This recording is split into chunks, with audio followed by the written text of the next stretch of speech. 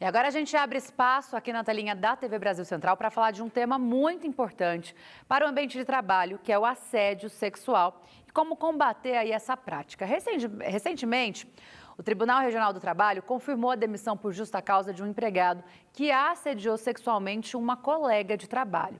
Esse empregado tentou reverter essa situação na justiça, mas não conseguiu.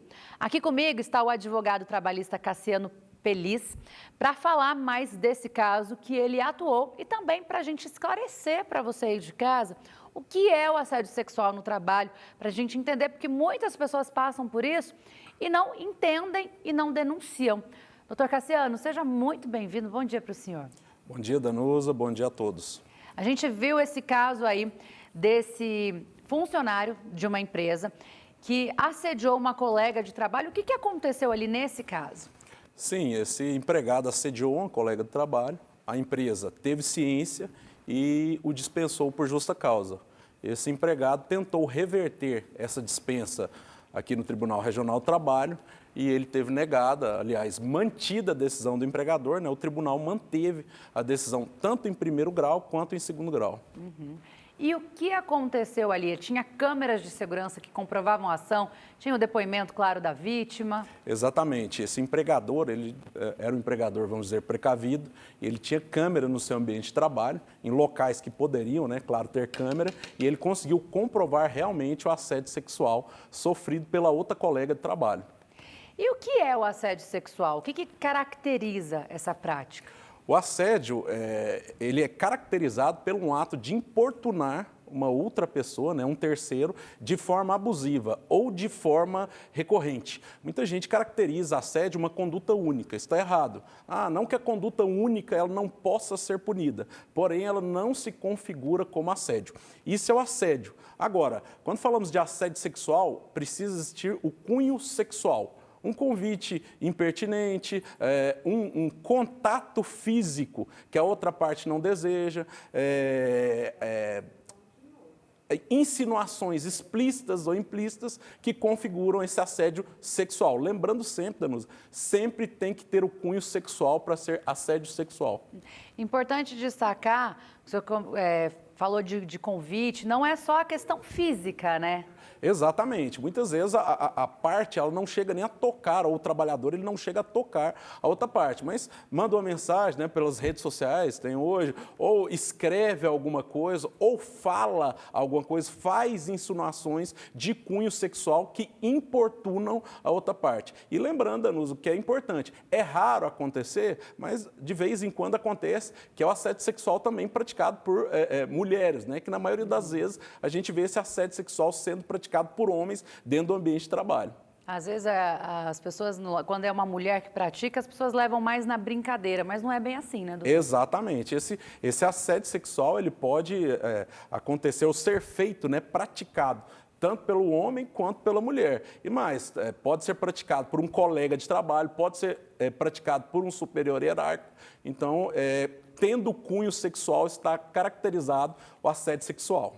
Doutor Cassiano, o senhor como advogado, qual a orientação para uma pessoa que está assistindo, que está conectada aqui na TV Brasil Central, que está passando por isso no trabalho?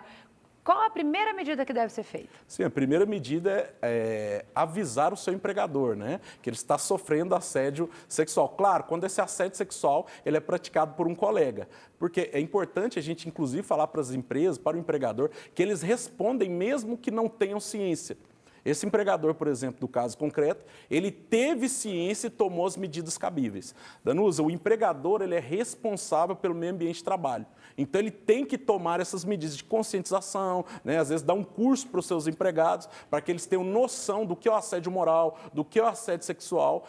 Colocar câmeras em ambientes, é claro, que possam ter câmeras, né, de segurança para flagrar e ter como prova para se resguardar. E o empregado, o importante é isso, ele ir atrás do seu empregador para avisar que está sofrendo assédio moral ou sexual para que o seu empregador tome as medidas cabíveis. Caso esse empregador não tome as medidas cabíveis, aí esse empregado ele tem que recorrer ao Poder Judiciário. Né? A gente está falando da questão de colegas. E quando é o próprio empregador que comete o assédio? Aí, nesse caso, o empregado precisa buscar as medidas, precisa buscar a tutela do Poder Judiciário, né? A proteção do Poder Judiciário. Então, ele tem que ir atrás de um advogado e tentar pleitear isso na Justiça do Trabalho. É claro, Danusa, que a gente não está falando de um tema simples. É um tema que envolve questões criminais, né? Inclusive criminais, né? É um tema do momento. Isso tem que estar muito bem provado. Muitas vezes o empregado ele chega no escritório, no meu escritório, no escritório de um colega, e ele não tem prova nenhuma. Olha, foi assediado, mas não tem prova, não tem WhatsApp, não tem gravação de áudio, de vídeo. Aí fica muito difícil dele conseguir comprovar o assédio. Mas a denúncia é importante, visto essa decisão da primeira turma do Tribunal Regional do Trabalho, aqui, TRT 18, que é aqui de Goiânia, né, de Goiás, que manteve essa decisão em primeiro grau e confirmou a justa causa. Então, o empregador, ele tomou a medida, ele demitiu por justa causa. Esse empregado, ele tentou reverter essa justa causa, ele alegou que foi mandado embora injustamente? Exatamente, ele alegou que foi uma dispensa, né, que não cabia a ideia de justa causa e que ele detinha alguns direitos. O tribunal confirmou, mas o que é importante? O empregador ele tinha câmera. E mais, Danusa, esse empregado ele era reincidente. Então ele já tinha uma advertência por importunação de uma colega de cunho sexual. E aí depois, com a gravação, né, o empregador conseguiu provar que realmente ele estava importunando as colegas de trabalho. E o juiz de primeiro grau e o tribunal em segundo grau manteve a dispensa por justa causa desse empregado. O senhor está falando da questão de câmeras.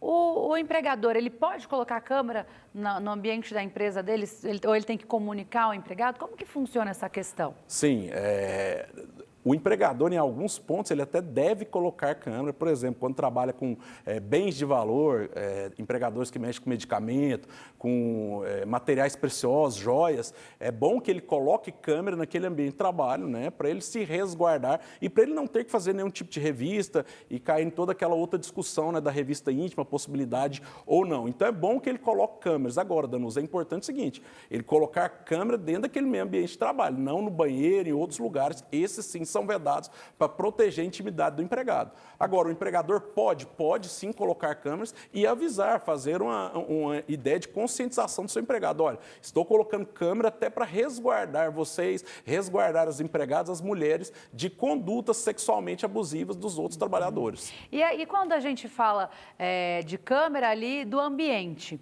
mas se a empresa não tem câmera, a vítima está se sentindo ameaçada, ela pode registrar com o celular, ter alguma prova? O que ela pode fazer para tentar provar que aquilo é verdade? Sim, ela pode fazer o registro, inclusive a gente tem um caso emblemático, né? O presidente da Confederação Brasileira de Futebol, da CBF, que a empregada ela fez uma gravação de áudio, né, e comprovou que ela estava sendo importunada sexualmente. Então, ela pode sim se resguardar com outros meios de prova. Por exemplo, é muito comum, Danusa, que o assediador ele mande mensagens pelo WhatsApp, pelas redes sociais, como eu disse, de convites impertinentes que já foram negados pela vítima. Então, é muito comum que esse assediador ele deixe alguns rastros. Ela pode comprovar isso, pode mostrar isso para o empregador e caso o assédio seja praticado pelo empregador, ela vai conseguir provar isso em uma futura ação trabalhista na Justiça do Trabalho. Certo, é um assunto que a cada resposta do doutor vão surgindo mais questionamentos, mais dúvidas, mas a nossa live está lá no YouTube, você pode voltar à entrevista para assistir novamente. Deixa, doutor, um Instagram, algum contato para o pessoal procurar o senhor também, se tiver alguma dúvida, né, para esclarecimentos. Sim, o Instagram é Cassiano Peliza Advocacia. E estou à disposição de todos. Muito obrigada pela participação. Eu que agradeço. Bom dia a todos.